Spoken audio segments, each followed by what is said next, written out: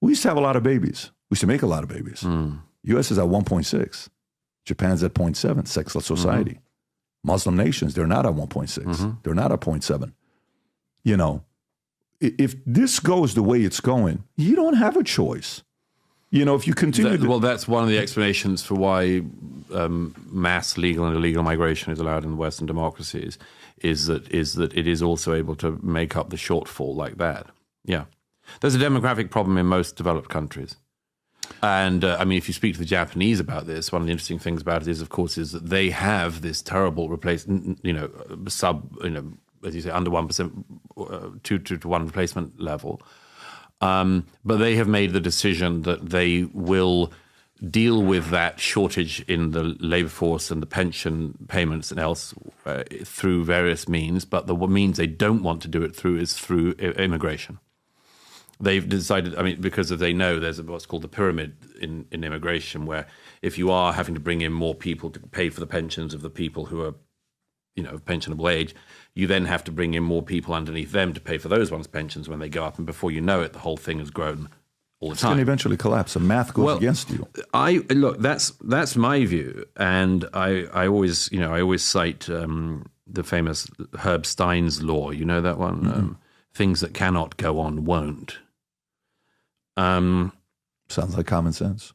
Yeah, except that I've learned in the course of my career the number of times I've thought that things that obviously could not go on, they just do. Or they do for a very long time. Or they do much longer than you'd have expected them to. I can see that. I mean, I think that about European society. I think that about the illegal migration in the US. I think that about the welfare system. I think that about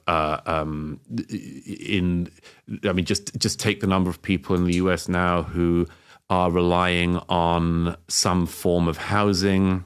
New York, where I live, it's billions of dollars a year being paid to keep illegal migrants in hotels.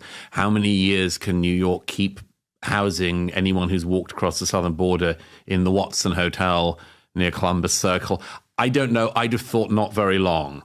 But I bet you the city authorities and Kathy Hochul and everyone else will try to keep it just as long as they are in office, and then they'll hand it over to their successors, and at some point the thing goes bust.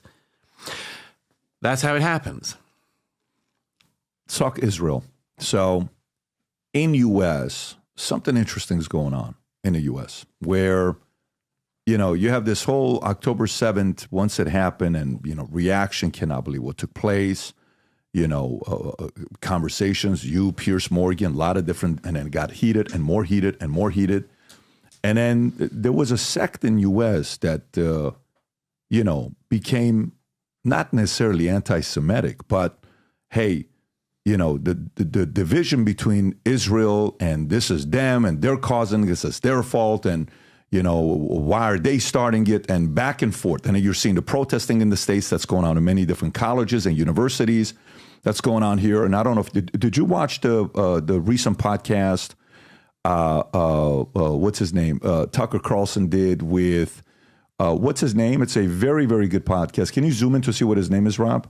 Did you watch his show between the two of them? Oh, yeah. This is this historian no one's heard of. Yeah, this is the historian you're saying that no one's heard of. And if this is the clip, Rob, matter of fact, just play this clip. Is this the one where he says, he's talking about Churchill and Hitler in this one? Yes, this is that clip. Play this clip. Play this clip. The reason I resent Churchill so much for it. Go back a little bit. Go back a little bit so you can hear it. Yeah, go for it. The reason I resent Churchill so much for it is that he kept this war going when he had no way to go back and fight this war. All he had were bombers. He was literally, by 1940, sending bomber fleets to go firebomb the Black Forest, just to burn down sections of the Black Forest. Just rank terrorism, you know. Go on. The reason if you watch this whole thing, which I don't know if you have or not, okay. If you watch it, now, Tucker... I've read the main points. Okay, got it. Why do you think there is a split now, even within the conservative movement, about Israel, where some are taking different positions than you would think conservatives would typically be supportive of Israel? Why do you think that's happening? No, I think it's the same thing. There are splits everywhere. I mean, splits on the left, splits on the right, Democrats who agree with Republicans on certain issues. Other Republicans that would agree across the aisle on a different issue. I think there are lots of issues that are not left-right. Israel was never a left-right issue, particularly. It never has. It's been, certainly support for Israel has been a left-right consensus in the US. In the early years of Israel, of course, until 67 and 73, partly because of Soviet support early on, and partly because of the kibbutznik movement, it was seen as a socialist thing. All the left supported it. There was a residue of right-wing anti-Israelism in that period that never quite went away, but largely disappeared. But this I don't know. I mean, this guy is on a different strand, isn't he? But it's quite interesting that this guy's ended up here. I find anti-Churchillism to be a very interesting, weird diversion. As far as I can see, this guy's all of his facts are wrong. If anyone wants to read two very, very good rebuttals of the things this guy says, they should read the historian Andrew Roberts, whose book Churchill Walking with Destiny is the best one-volume biography of Churchill done in recent years. And they can also read Victor Davis Hanson's response to the interview. Victor Davis Hanson, of course, author of many great books of history. This guy, his timeline was out on absolutely everything. It was embarrassing. He didn't know when Churchill became prime minister. He blamed things that had happened before Churchill became prime minister, when Chamberlain was still prime minister. He made completely erroneous claims about when Churchill was First Lord of the Admiralty and what he did. He made this completely cuckoo claim about what Churchill did where he wasn't even there in relation to the First World War. All of his stuff is off, and you've got to... So you did watch it. You paid attention. I did not watch the whole thing, but what I did was I read every summary I could of it. Look, if you look at the 1940s and you decide that Churchill's the baddie, you're not in a good place. The war, to restate something that every elementary school kid should know, the Second World War started because Hitler invaded Poland. And then he started invading Western European countries as well. There was no point in this time when Churchill was causing the war. It's an astonishing piece of ignorance, but it's a revisionist type of history which we have seen before. Everybody who knows about the Second World War period knows there is always some kind of... There's always some revisionist. David Irving did it in the past, always wanted to show that Hitler didn't really mean to do anything he did, and it wasn't Hitler that was a bad guy, it was just the people around him who misled him, and so on. This stuff is always around. It's like it's another one of the perennial traps for people to fall into. How somebody can end up defaming Churchill like this is extraordinary to me, especially when they're wrong on all of the major facts and can't even get their timelines right. Britain was in a war of what we call a total war against Nazi Germany, which was a war to avert complete annihilation on both sides. This man seems to think, as far as I can understand from the bullet points and summaries I've read of what he's written and what I can see from Andrew Roberts and Victor Davis Hanson's very comprehensive rebuttals, he seems to think that the Blitz that my grandparents lived through was in London was all Winston Churchill's fault. My grandparents and others would have been very surprised to hear that in the year 2024 people were making that claim. I find it kind of despicable as well as just deeply disingenuous and just factually, as I say, as far as I can see, factually completely wrong. But I'm interested in why somebody would end up there. I wrote in The War on the West about the left's hatred of Churchill. And I've thought about it a lot because the left in recent years has really been coming for Winston Churchill. His reputation, everything about him. They accuse him of being responsible for the Bengal famine in 1943. Absolutely nothing. I mean, it's just another complete piece of fabrication of the evidence. Again, it's been dealt with by the Churchill biographers, Martin Gilbert, Andrew Roberts, all the others. But, now if a young person knows about Churchill in Britain, a lot of them will only know about Bengal famine and so on. There has been a concerted effort on the left to defame Winston Churchill. We know that. I mean, even with Obama getting into office, taking this, Right. But this isn't. Exactly. This is Tucker. Right, but why is this coming from another direction now? I'm slightly bemused by it. You can make criticisms of Churchill, of course, and there are criticisms because, and you could say that for instance, the grain that arrived from Australia to Bengal was too slow in 43, but Churchill didn't cause the typhoon that started the famine. And, it is possible that when you are running, the largest navy in the world and fighting in Africa, in Europe, the Far East, and many other places, and you have an entirely mobilized citizen population fighting for their survival, that you are likely to drop some balls, for sure. And is that to be highlighted and mentioned? Sure, if you want to. You would also assume that standing alone against fascism would count for something. And why do you think of Tucker? Tucker is very. I don't want to get into an analysis of Tucker because no. Why is it? Is it purely for conversation? Is it pure? Know. Are you familiar with Anthony C. Sutton? No. He wrote 2 books: Wall Street and the Bolshevik Revolution, Wall Street and the Rise of Hitler. Don't know. You've them. Never heard of him? Don't know them. That face. Do you recognize that or no? No. Okay. Yeah, I mean, his claim was the fact that Churchill, had a choice between, being a Zionist or a Bolshevik and which direction to take. If you've not heard what he has to say, he was an interesting guy back in the days. He passed away in 2002.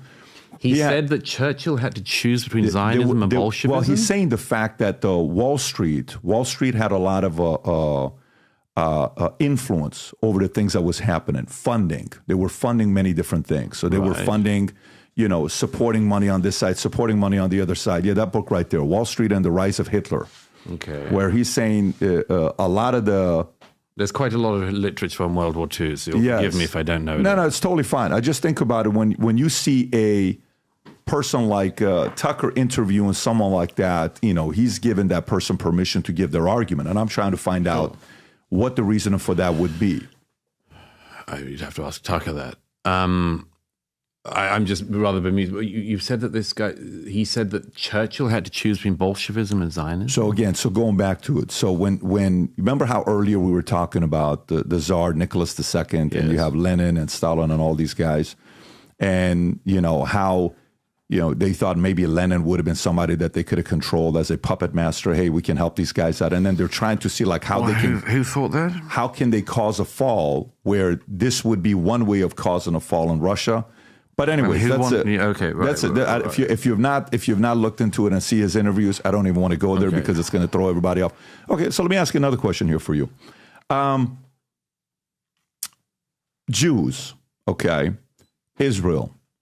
Sometimes they get, especially nowadays, the power of AIPAC, how much control AIPAC has, how much influence AIPAC has.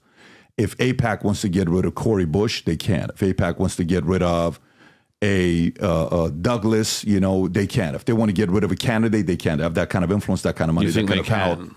I think they have influence to be able to do that if they choose to. They can put some money behind it. Is there a reason why it didn't work with Al Omar then? It doesn't mean that it's going to happen 100% of the time, but you have the resources and the influence. That's what some people are making the argument with. Listen, we get a lot of messages that, hey, how do you guys get your stories? Everything you've been doing. Eventually, I decided to invest a lot of money into it, hired 15 machine learning guys to make a new site available to you guys. We wanted to build it for us, but we're making it public to everybody. It's a freemium. Then there's 2 different paid aspects to it called vtnews.ai. I'm going to play a commercial for you. This is the first time you're seeing a commercial to understand what this is all about. This is an aggregated site where you need to only visit one news site that feeds everything in from others. No bias. We're not writing the articles. Other people are writing it. And you get to read the article and say, this is a left source. This is a right source. This is center. Rob, play this clip. Go for it. There are currently 8.2 billion people on Earth. 6.9 billion use their smartphones to read an astonishing 2 million news articles every day.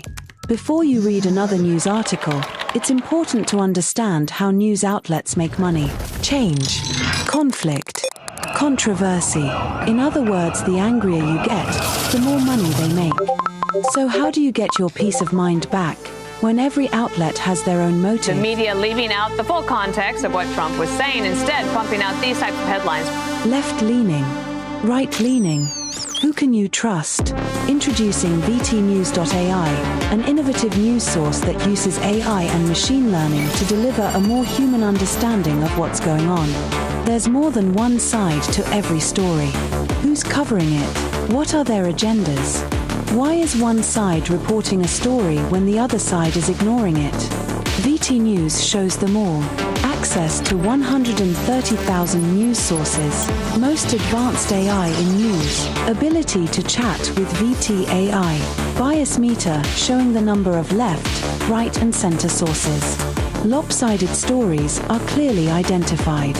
News timelines covering the lifespan of the story and predictions. Bring the pursuit of truth to your fingertips. Visit VTnews.ai, your only destination for news. We are so That was excited sick. about this. We are so excited about this that finally this product is here that we can release to you. We shared this at the Vol Conference. The reception was absolutely insane. For those of you guys that run podcasts or you're busy like me, you're somebody that's an executive businessman, you're running around, you got a lot of things going on. You don't have time for a lot of things. You just kind of want to see the motives and the bias on the stories. Go become a member. There's 3 tiers. The freemium, you got the second tier and a third tier that gives you unlimited amount of questions and customization for your own news, including local. Mess around with it. Go to vtnews.ai. We got a lot of big plans with this year because it's another one of those businesses that feeds into what we're doing. Again, go to vtnews.ai, become a member, take advantage of the freemium or anything else that it offers for you. And we're excited about other things that's coming in the future with this. So if you like this clip and you want to watch another one, click right here. And if you want to watch the entire podcast, click right here.